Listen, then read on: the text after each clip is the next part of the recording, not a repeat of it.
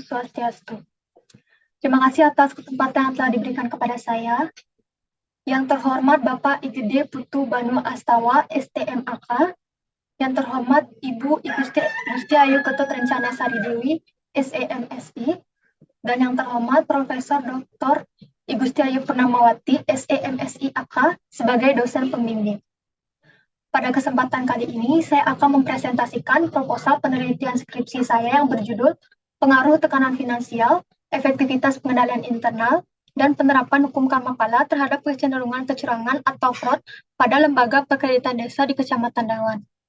Sebelumnya, perkenalkan saya atas nama Nikade Astiti Pratiwi dengan NIM 1917051088 dari Program Studi S1 Akuntansi, jurusan Ekonomi dan Akuntansi, Fakultas Ekonomi, Universitas Pendidikan Ganesha. Adapun dosen pembimbing pada usulan penelitian skripsi ini, yang pertama, Ibu Gusti Ayu Ketut Rencana Sari Dewi, SEMSI sebagai dosen pembimbing 1, dan Ibu Profesor Dr. I Gusti Ayu Purnamawati, SEMSI AK sebagai dosen pembimbing 2. Yang pertama yang akan saya jelaskan yaitu mengenai latar belakang dalam penelitian ini, di mana pertumbuhan ekonomi pada zaman globalisasi saat ini memberikan dampak yang positif dan negatif.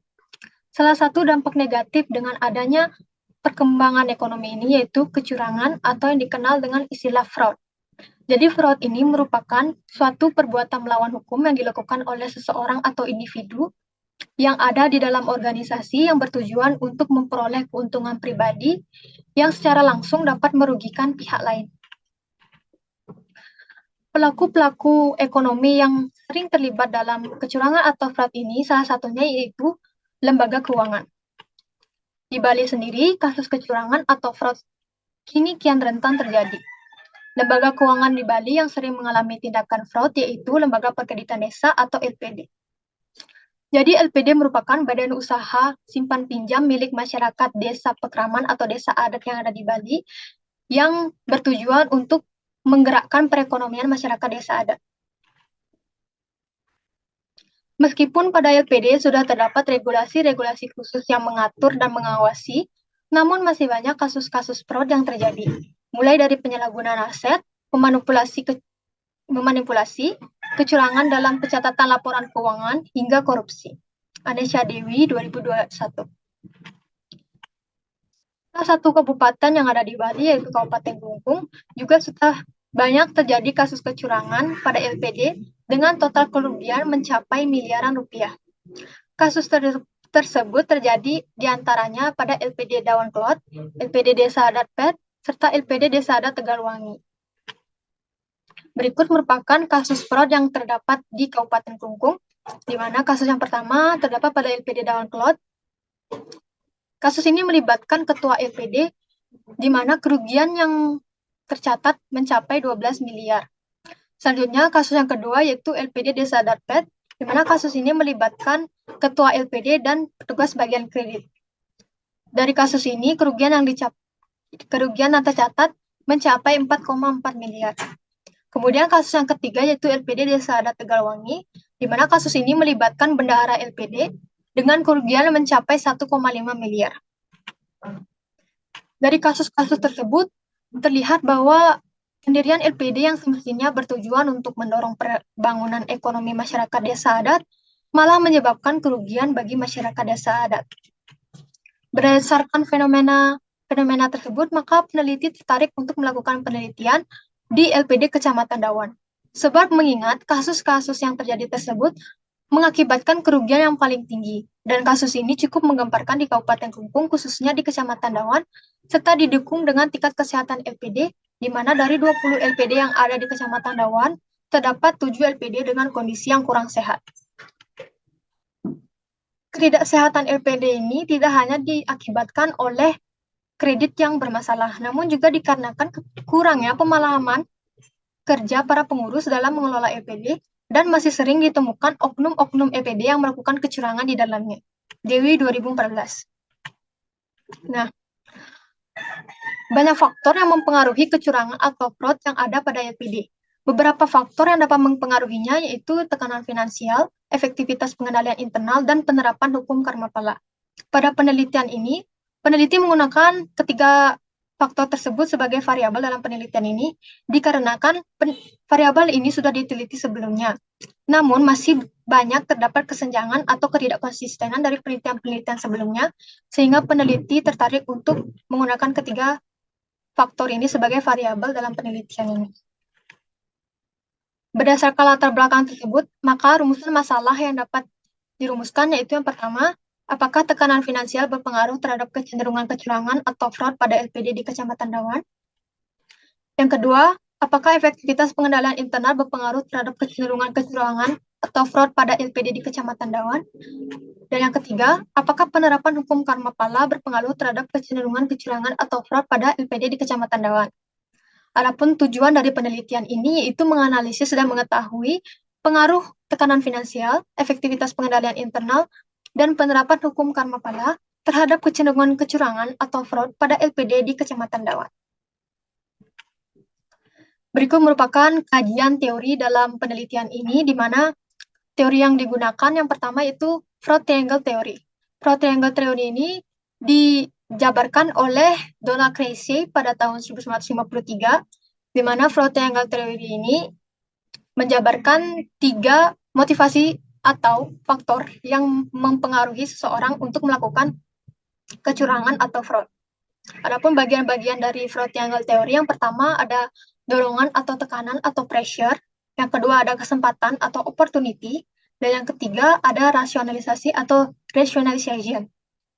Kemudian teori yang mendukung penelitian ini yaitu teori GONE atau GON, di mana teori ini diungkapkan oleh Jack Bologne pada tahun 1993. Teori ini juga menjabarkan beberapa faktor yang dapat mempengaruhi atau memotivasi seseorang untuk melakukan kecurangan. Yang pertama itu ada G atau greed atau keserakahan, kemudian ada O atau opportunity atau kesempatan, kemudian N, needs atau kebutuhan, dan E, exposure atau pengungkapan. Selanjutnya, tekanan finansial. Tekanan finansial sendiri merupakan dorongan ekonomi dari kehidupan pribadi seseorang yang memotivasinya untuk melakukan kecurangan. Biasanya dorongan ekonomi ini seperti keinginan untuk bergaya hidup mewah, kemudian adanya hutang yang menumpuk, ataupun kerugian keuangan yang tidak terduga dari seseorang. Selanjutnya, efektivitas pengendalian internal. Efektivitas pengendalian internal merupakan kemampuan sistem pengendalian internal yang direncanakan dan diterapkan agar mampu mencapai tujuannya. Pengendalian internal yang efektif merupakan pengendalian internal yang mampu melindungi organisasi dari tindakan kecurangan serta mampu memberikan jaminan yang wajar terhadap informasi bisnis yang akurat sehingga mampu mencapai keberhasilan organisasi. Kemudian penerapan hukum karma pala. Hukum karma pala sendiri merupakan bagian dari dasar keyakinan umat agama Hindu, yaitu bagian dari Pancasrada. Karma pala sendiri merupakan hasil daripada baik buruknya suatu perbuatan atau perbuatan yang dilakukan oleh seseorang.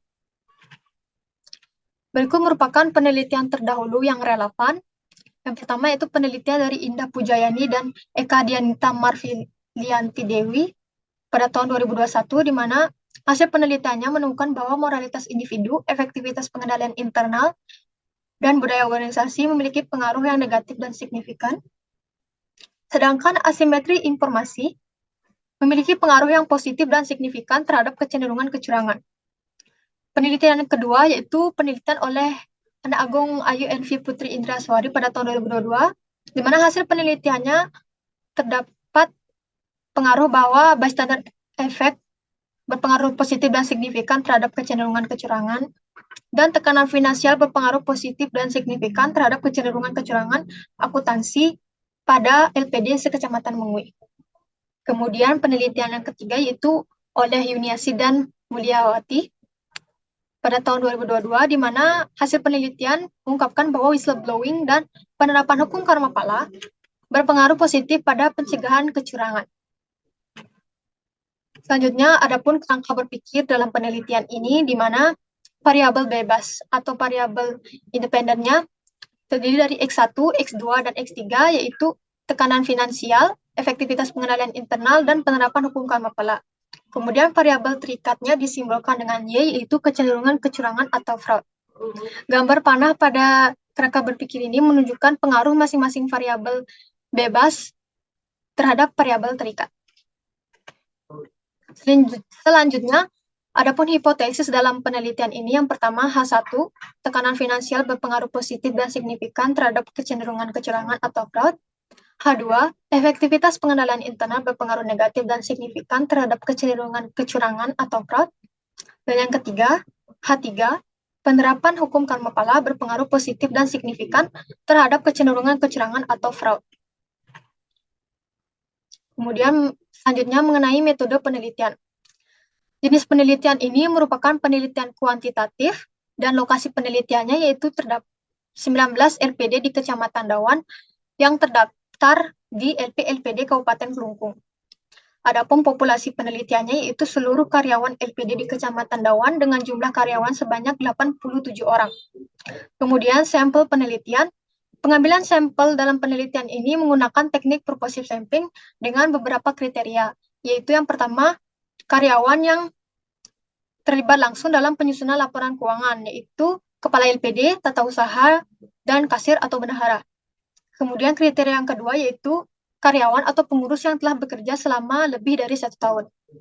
Berdasarkan kriteria tersebut, maka jumlah sampel dalam penelitian ini yaitu sebanyak 57 pengurus LPD yang terdiri dari kepala LPD, tata usaha, dan kasir atau bendahara.